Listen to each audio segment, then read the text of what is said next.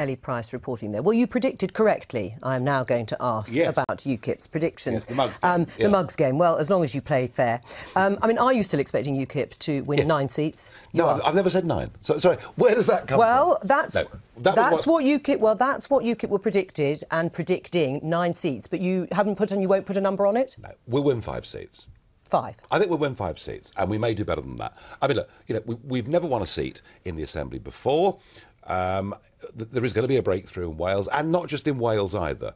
And I think people are sort of not quite noticing that in the opinion polls, last Thursday, one of the YouGov polls had UKIP on its highest ever national rating. So we're not doing badly. But it's about translating into seats, as you know, from both general election and council. So 5, anything less than 5 would be a disappointment for you then in Wales. I think we're going to win 5 seats. We may do slightly better than that. Let's see. Right, but as you say, looking at what's going to happen elsewhere in England, will it be a case of coming second and third? Maybe a high second in a lot of places, but actually you're just not going to make the gains in England. I think we're going to win seats in the London Assembly. I'll predict that. OK. Seats? I think we're going to win a seat or 2 in Stormont in Northern Ireland, which no other party will do. The Tories won't do it. Labour aren't even standing. But outside London I think in Scotland it's 50-50. I think with the English local elections, we will make gains. How many, I simply don't know, but we will make gains. But isn't that an important benchmark for UKIP, is how well they'll do in England? Of course. But if you don't make any seats, yes, you can point to Wales and Stormont and London. To try and guess how many gains we're going to make in these English elections is virtually impossible. Will we make gains? We will. And, OK, if you really want specifics, in Thurrock, I think we will become the biggest party on that council. I think in Rotherham, we've a chance of becoming the biggest party on that council.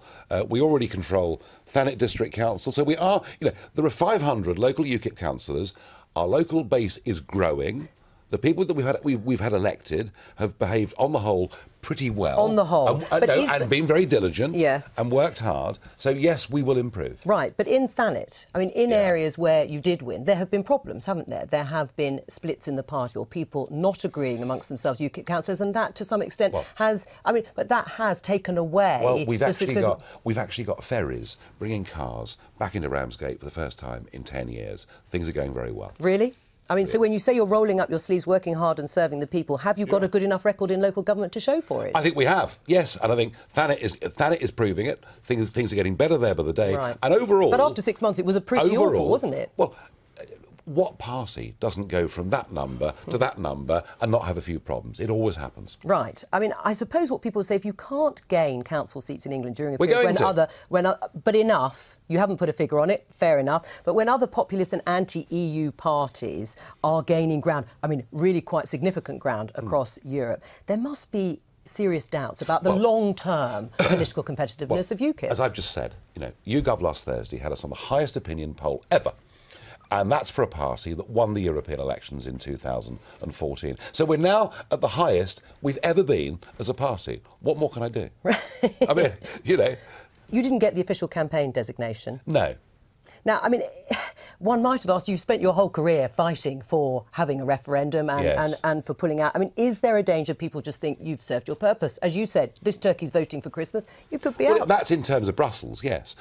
Look, I think UKIP's established itself as a party that fights. Yes, we believe in self-government, but we've also made some big calls, on immigration and other things, and been proved to be right and led public opinion.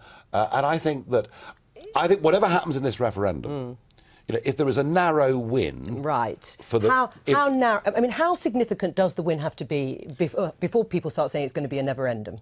Well, I think that if the Remain camp were to win, which, by the way, I don't think they're going to, but just given the passion that is on the Leave side compared to the Remain side.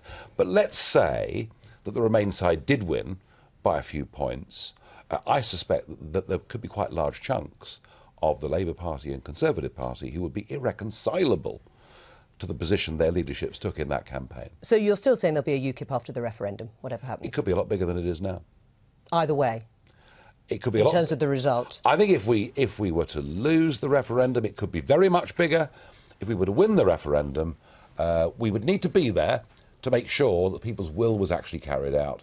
But then the public would ask, what else, and need to see more than they've seen so far. All right. Well, so much for you. You didn't frankly have the balls to put country before party.